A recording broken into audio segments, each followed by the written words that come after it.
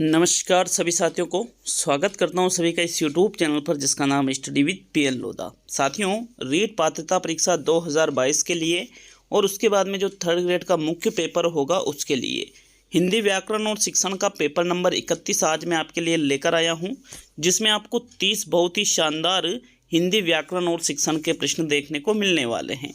यहाँ पर हमारी श्रृंखला है 100 टेस्टों की, आज 31वां टेस्ट है। इसके बाद में आपके 69 टेस्ट और हिंदी के आने वाले हैं। मतलब टोटल प्रश्नों की संख्या यहाँ पर आपके 3000 हो जाएगी साथियों। हिंदी के साथ साइकोलॉजी के, टीचिंग मेथड के, राजस्थान जीके की 100 क्लासें और राजस्थान जीके के 100 टेस्ट, यहाँ पर सभी के 100 टेस्ट आपको यहाँ प्रोवाइड किए जा रहे हैं। राजस्थान जीके की क्लासें और टेस्ट आपको NCERT और जो RBSC की किताबें हैं कक्षा 6 से 12 की, वहाँ से आपको ये चीज़ें मिल रही है। तो चलिए वीडियो को शुरू करते हैं। चैनल पर नए हों तो चैनल को लाइक सब्सक्राइब और ज़रूर करिएगा, ठीक है। तो पहला प्रश्न देखेंगे, व्याख्यात्मक रूप से प्रश्नों को हल करेंगे।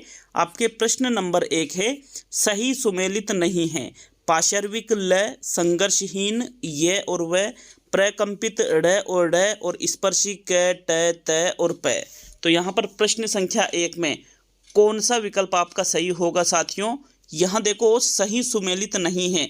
जो पाशर्विक वर्ण की अगर हम बात करते हैं तो ल ही पाशर्विक व्यंजन होता है। संघर्षहीन या इसको अर्ध स्वर भी आप इसको कह सकते हो। ये और वह इनकी संख्या 2 ही होती है, पाशर्विक की संख्या 1 ही होती है।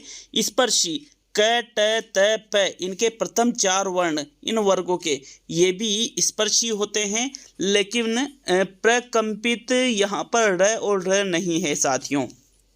ये गलत दे रखा है। यहाँ पर तीसरा जो विकल्प है यही आपका सही उत्तर होगा, क्योंकि ये सही सुमेलित नहीं है।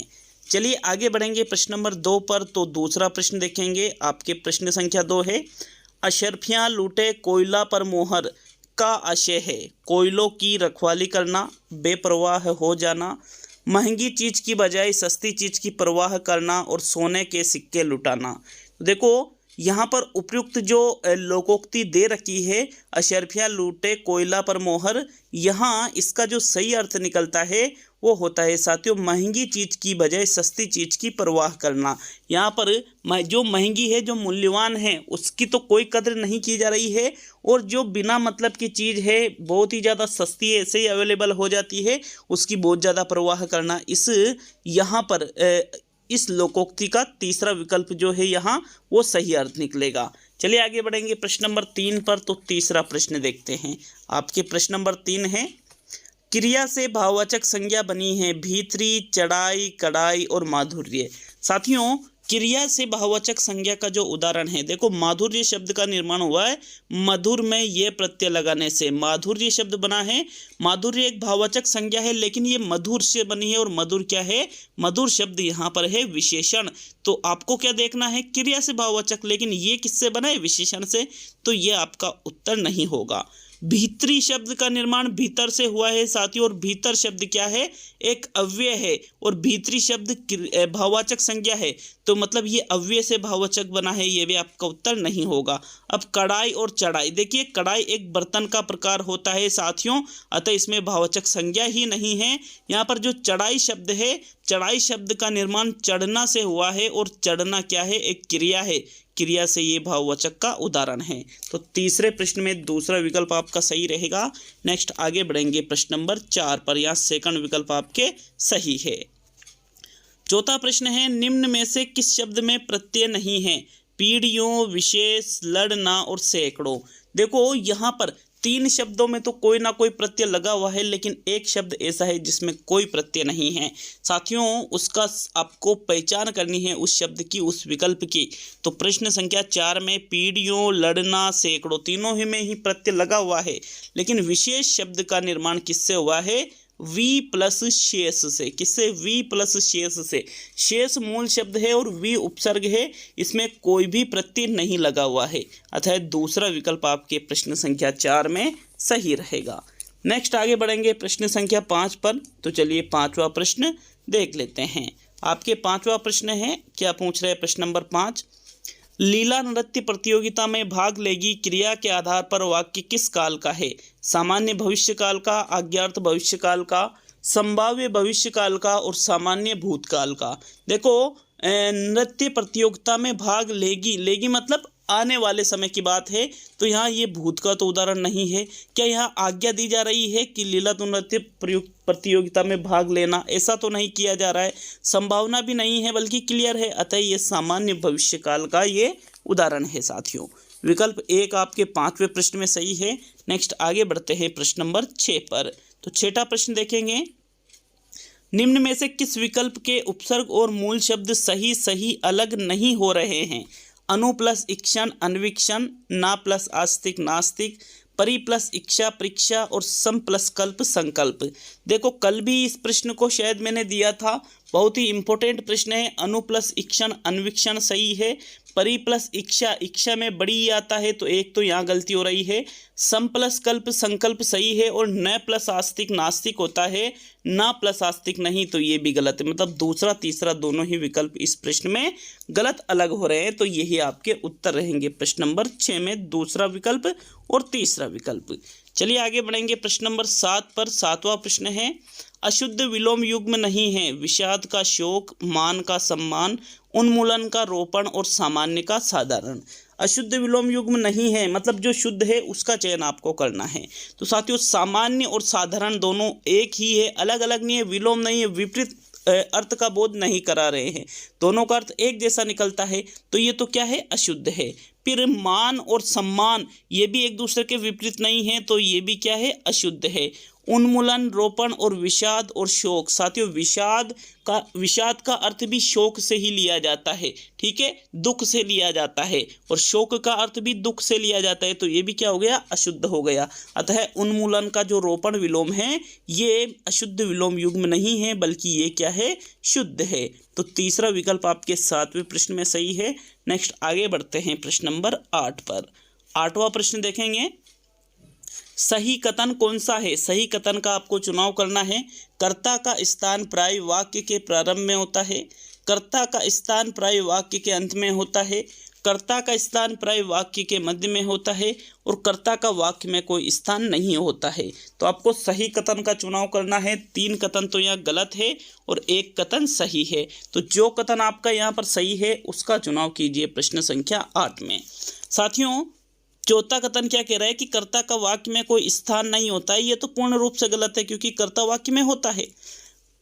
पहला, दूसरा, तीसरा, तो इसमें सही आंसर है कर्ता का स्थान प्राय मतलब साधारणतः वाक्य के प्रारंभ में होता है। जैसे राम क्रिकेट खेलता है, राम क्रिकेट खेलता है, तो यहाँ पर कर्ता कौन है, राम है, और राम कहाँ पर आ रहा है, प्रथम में, वाक्य के आरंभ में ही इसका स्थान माना जाता है अधिकतर, ठीक है। तो विकल्प नंबर आपका 1 सही रहेगा प्रश्न नंबर 8 में। नेक्स्ट प्रश्न नंबर 9 पे आते हैं। 9वां प्रश्न है आपके, सरल वाक्य है कौन सा? श्रमिक श्रम करता है, श्रमिक श्रम करता है किंतु उसके फल से वंचित रहता है। राम और सीता जाते हैं, चाहे सुबह हो जाए मुझे यह काम पूरा करना है, जो करे सो भरे। तो इसमें आपको सरल वाक्य कौन सा लग रहा है? देखो जो करे सो भरे, कोई भी वाक्य जो, सो इत्यादि से जुड़ा हो वो हमेशा मिश्र वाक्य होता है साथियों।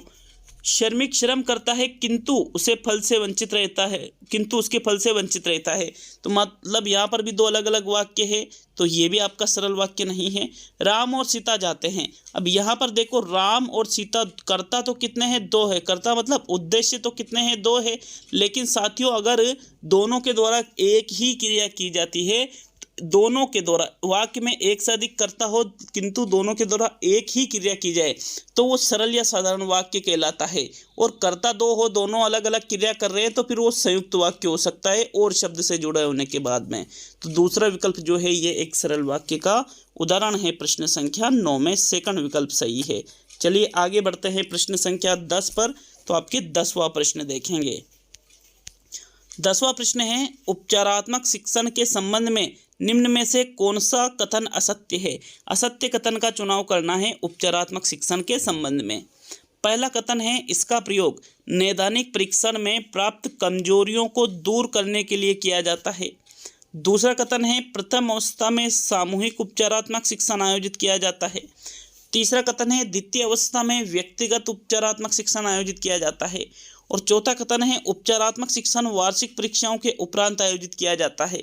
तो देखो आपको असत्य कथन का यहाँ पर चुनाव करना है। विकल्प पहला, दूसरा, तीसरा या चौथा। साथियों, उपचारात्मक शिक्षण में क्या करते हैं, नैदानिक परीक्षण में जो छात्रों की कमजोरियां हमें ज्ञात होती हैं उनको दूर करने का कार्य किया जाता है। सही है। और दूर करने का कार्य पहले सामूहिक रूप से करेंगे, फिर उसके बाद में व्यक्तिगत रूप से करेंगे। तो ये दूसरा और तीसरा भी सही हो जाता है। चौथा विकल्प कह रहा है कि वार्षिक परीक्षाओं के उपरांत उपचारात्मक शिक्षण का आयोजन किया जाता है। तो ये गलत है, क्योंकि वार्षिक परीक्षाओं के उपरांत नहीं साथियों, ये तो चलता ही रहता है, निरंतर चलता रहता है। तो चौथा विकल्प आपके प्रश्न संख्या 10 में सही है। वार्षिक परीक्षाओं के उपरांत ऐसा कुछ नहीं होता है। चलिए आगे बढ़ेंगे प्रश्न नंबर 11 पर। तो 11वां प्रश्न देख लेते हैं। चौथा विकल्प है आपके 10वें प्रश्न में सही। प्रश्न संख्या 11 साथियों, 11वां प्रश्न है, किसी छात्र की वर्तनी संबंधी अशुद्धियों को दूर करने के लिए निम्न में से कौन सा उपागम अधिक उपयोगी होगा? नैदानिक परीक्षण, उपचारात्मक परीक्षण, विशेष शिक्षण, इनमें से कोई नहीं। तो कोई नहीं को हम विकल्प में से हटा देते हैं। प्रश्न क्या पूछ रहा है, प्रश्न को समझने की कोशिश करो। देखो छात्र क्या कर रहा है, वर्तनी संबंधी अशुद्धियां कर रहा है, तो आपको उनको दूर करना है। दूर करना है तो आपको उसका उपचार करना पड़ेगा। उसको जानना है तो निदान करना पड़ेगा, लेकिन यहाँ दूर करने की बात की जा रही है, अतः यहाँ हम क्या करेंगे, उपचारात्मक परीक्षण। विकल्प आपका 2 सही है साथियों प्रश्न नंबर 11 में। नेक्स्ट आगे बढ़ेंगे प्रश्न नंबर 12 पर। तो चलिए 12वां प्रश्न देखेंगे आपके प्रश्न नंबर 12। कलम हाथ में लेते ही हमारे सिर पर बड़ी भारी जिम्मेदारी आ जाती है। रेखांकित शब्द है विशेषण, संज्ञा, निपात और सर्वनाम। यहाँ पर रेखांकित शब्द तो कोई भी नहीं हो रहा है। यहाँ देखिएगा, ही शब्द को मैंने रेखांकित किया था। कौन से शब्द को? ही शब्द को। कलम हाथ में लेते ही हमारे सिर पर बड़ी भारी जिम्मेदारी आ जाती है। तो रेखांकित शब्द ही है। ही शब्द ना तो संज्ञा है, ना विशेषण है, ना सर्वनाम है, बल्कि यह निपात है। निपात का मतलब वह शब्द जो जोर देने का कार्य करे, बल प्रदान करने का कार्य करे वाक्य में। लेते ही, ठीक है, ये एक निपात है साथियों। तीसरा विकल्प आपके 12वें प्रश्न में सही है। नेक्स्ट आगे बढ़ेंगे प्रश्न नंबर 13 पर। तो 13वां प्रश्न देखेंगे, किस मूल्यांकन के अंतर्गत छात्रों की भाषा प्रवाह है, तार्किक शक्ति एवं उसके मत व दृष्टिकोण को योग्यता का पता चलता है? मौखिक मूल्यांकन में, व्यक्तित्व मूल्यांकन में, सामूहिक मूल्यांकन में और लिखित मूल्यांकन में। देखो प्रश्न को समझोगे तो आराम से सही उत्तर दे दोगे, लेकिन प्रश्न को जल्दबाजी में हल किया तो आपका आंसर गलत हो जाएगा साथियों। यहाँ देखिए प्रश्न कह रहा है कि भाषा प्रवाह है, ठीक है, उसके बोलने का तरीका, तार्किक शक्ति, मत उसका क्या है, दृष्टिकोण, ये सारी चीज़ें हमें सामूहिक, व्यक्तित्व या लिखित मूल्यांकन में पता नहीं चलती, बल्कि जब हम उसका मौखिक मूल्यांकन करेंगे, मौखिक रूप से बोला कर, तो वो बोलेगा तो उसका भाषा प्रवाह है कि भाई किस प्रकार से वो बोलता है, किस प्रकार से वो तर्क देता है, उसका मत और दृष्टिकोण क्या है। इन सभी चीज़ों की जाँच हम मौखिक मूल्यांकन से ही कर पाते हैं। विकल्प 1 सही है साथियों प्रश्न नंबर 13 में। नेक्स्ट आगे बढ़ेंगे साथियों। प्रश्न नंबर 14 है, कृष्ण शब्द में कौन सी संधि है? स्वर संधि है, व्यंजन संधि है, विसर्ग संधि है और इनमें से कोई भी नहीं। तो देखो संधि को पहचानने के लिए पहले हमें संधि विच्छेद करना आना चाहिए कि इसका किस प्रकार से संधि विच्छेद होगा। तो साथियों कृष्ण शब्द का निर्माण हुआ है कृष प्लस न से। यहाँ पर देखिए न के पहले यदि री, र और श आ जाता है तो न ण में बदल जाता है। तो यहाँ पर शब्द क्या बन जाता है? कृष्ण। और ये एक व्यंजन संधि का उदाहरण है। विकल्प नंबर आपका 2 सही है साथियों प्रश्न नंबर 14 में। नेक्स्ट आगे बढ़ेंगे प्रश्न संख्या 15 की ओर। जो प्रश्न नंबर 15 है आपके, अत्यधिक शब्द में कौन सा उपसर्ग लगा हुआ है? अत्य, अत, अति और अ। तो उपसर्ग देखिएगा, हम यहाँ पर शब्द को तोड़कर आसानी से पहचान सकते हैं कि भाई किसी भी शब्द में कौन सा उपसर्ग लगा हुआ है। तो अत्यधिक शब्द का निर्माण किससे हुआ है साथियों?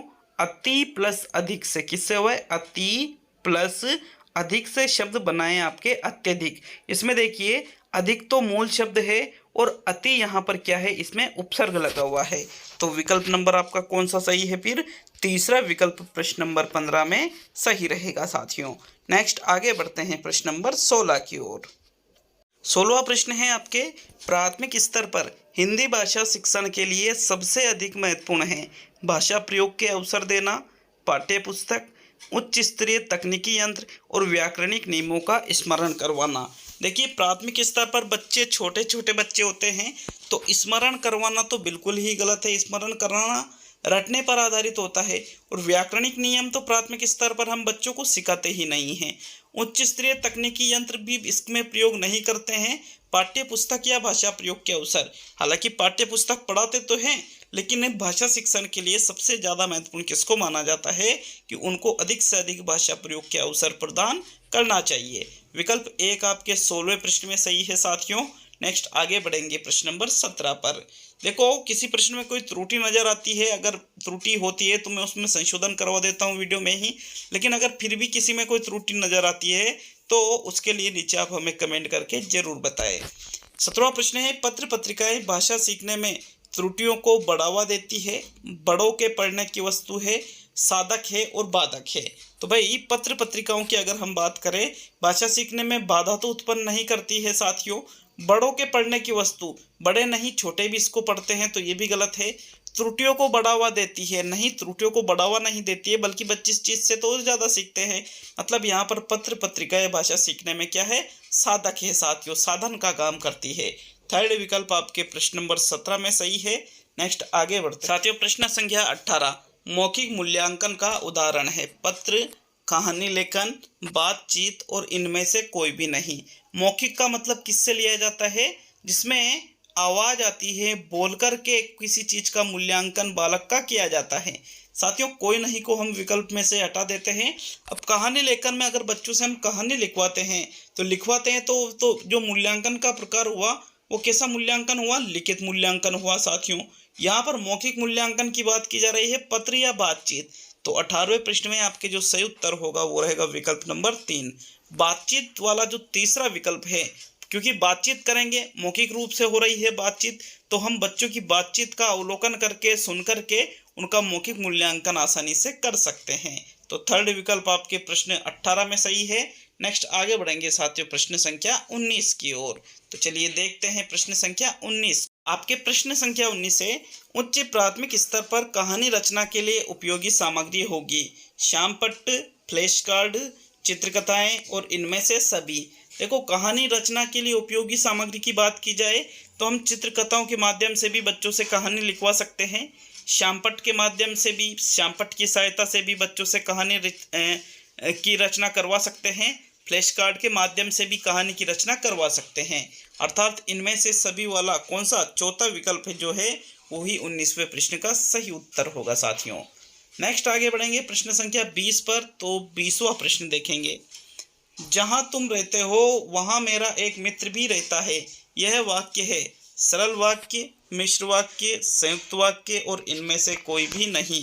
तो देखो, जहां तुम रहते हो वहां, जहां, वहां, जब, तब, जो, सो, जिसमें, उसमें, इस प्रकार के अगर शब्द वाक्य में जुड़े हुए हो तो साथियों वहां सरल या संयुक्त वाक्य नहीं होता है, बल्कि वहां पर कौन सा वाक्य होता है, मिश्र वाक्य होता है।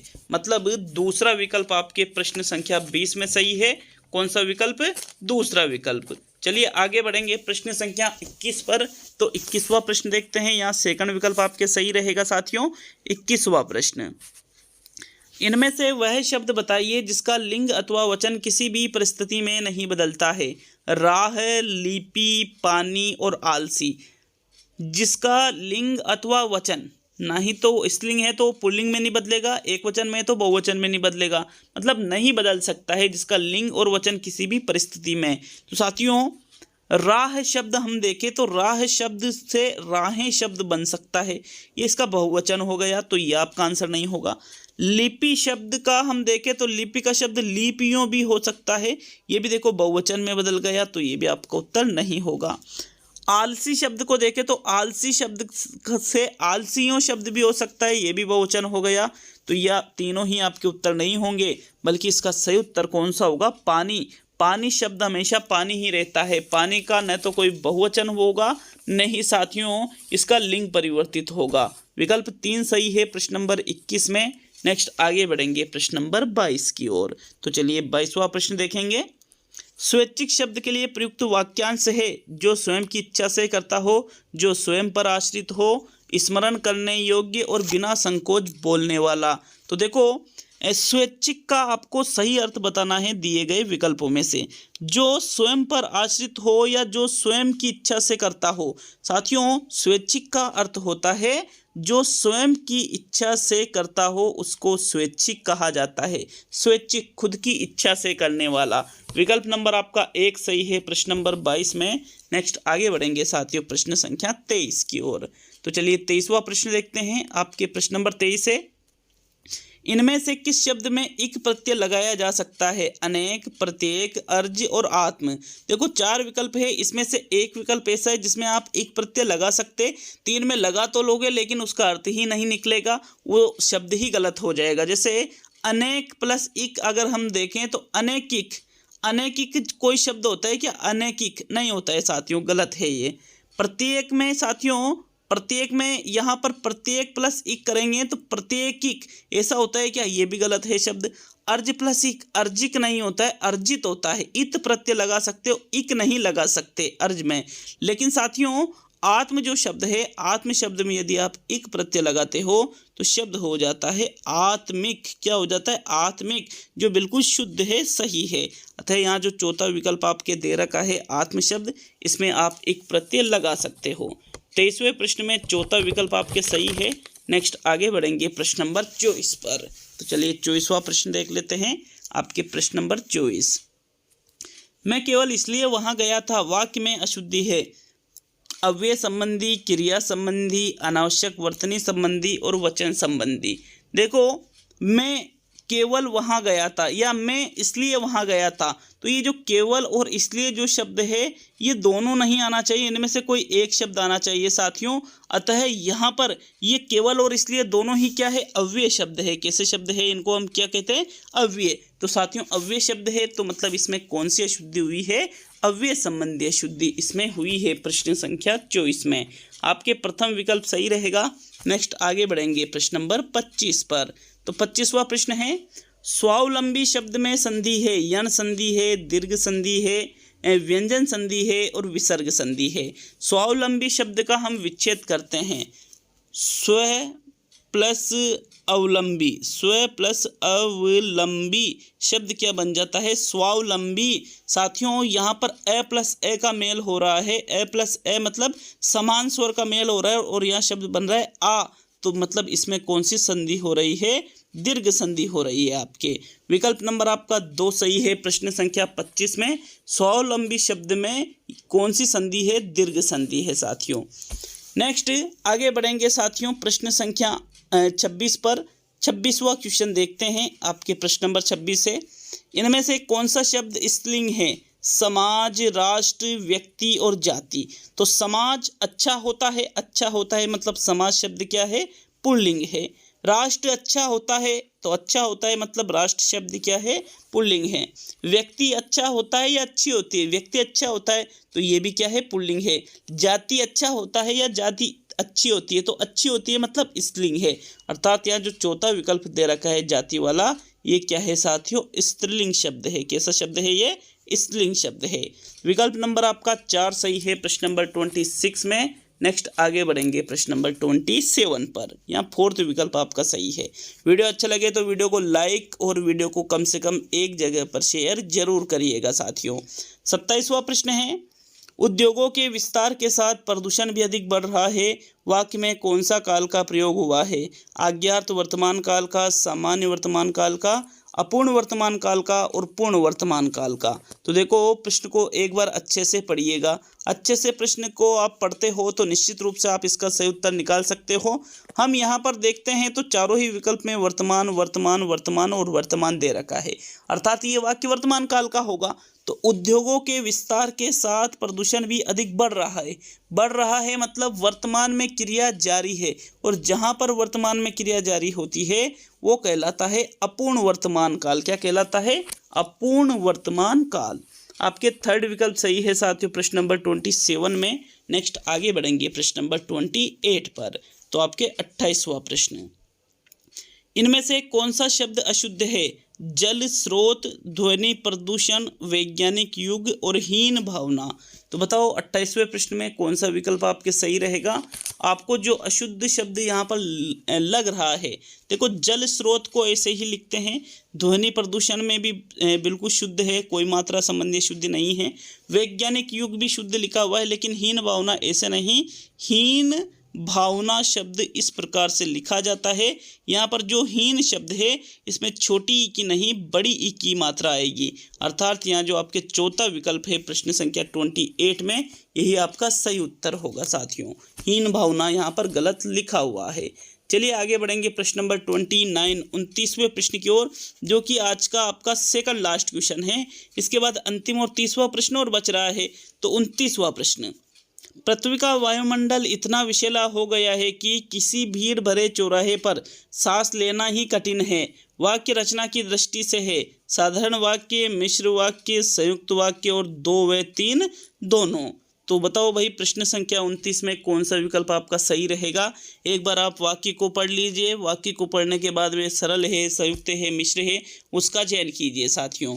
29वें प्रश्न को अगर हम देखें कि भाई इसका सही उत्तर क्या होगा, तो देखो पृथ्वी का वायुमंडल इतना विषैला हो गया है कि शब्द से यहाँ पर हम शब्द को, इस वाक्य को पकड़ सकते हैं कि भाई ये सरल है, संयुक्त है या मिश्र है। मैंने आपको बताया है कि वाक्य के बीच में जोड़ने वगैरह के लिए अगर कोई शब्द आ रहा है कि, तो वहाँ पर हमेशा वो किस में रहता है, मिश्र वाक्य में रहता है साथियों। अतः ये एक मिश्र वाक्य का उदाहरण है। दूसरा विकल्प 29 में सही है। अब आज का अंतिम और 30वां प्रश्न देख लेते हैं, लेकिन कमेंट करके बताइए 30 में से कितने प्रश्न आपके सही निकल रहे हैं। तैयारी कैसी चल रही है। जुलाई में आपके वैसे भी एग्ज़ाम हैं और 18 तारीख से तो आपके यूँ मान लीजिए, आपको पता भी है कि फॉर्म भरने भी स्टार्ट हो गए हैं। अब इसके बाद में मेन एग्ज़ाम भी अक्टूबर में है आपके। मेन एग्ज़ाम में भी ज़्यादा समय बचा नहीं है। सेकंड ग्रेड की विज्ञप्ति आ चुकी है, फर्स्ट ग्रेड की बहुत जल्द आने वाली है, और आपके थर्ड ग्रेड की भी अक्टूबर में पेपर है, रीट का भी है, सब कुछ। तो मतलब इतनी सारी चीज़ें, इसका फ़ायदा ज़रूर उठाए। निश्चित रूप से 5 से 6 महीने लगातार तैयारी करिएगा साथियों। 30वां और आज का अंतिम प्रश्न देखते हैं। जलवायु शब्द में कौन सा समास है। क्रमधारय समास है, तत्पुरुष समास है, अव्ययीभाव समास है और द्वंद्व समास है। तो देखो जलवायु जो शब्द है इसका समास विग्रह करके देखते हैं। जल वायु का समास विग्रह होगा जल और वायु। क्या होगा, जल और वायु, जलवायु। तो और शब्द योजक चिन्ह नहीं लगा हुआ है, फिर भी आपको पहचानना पड़ता है ऐसी सिचुएशन में। यहाँ ये केस का उदाहरण है, द्वंद्व समास का ये उदाहरण है। तो चौथा विकल्प 30वें प्रश्न में सही है साथियों। ये आज का वीडियो पूरा हुआ। जल्द ही अगले वीडियो के साथ मिलते हैं। बहुत बहुत धन्यवाद वीडियो को पूरा देखने के लिए।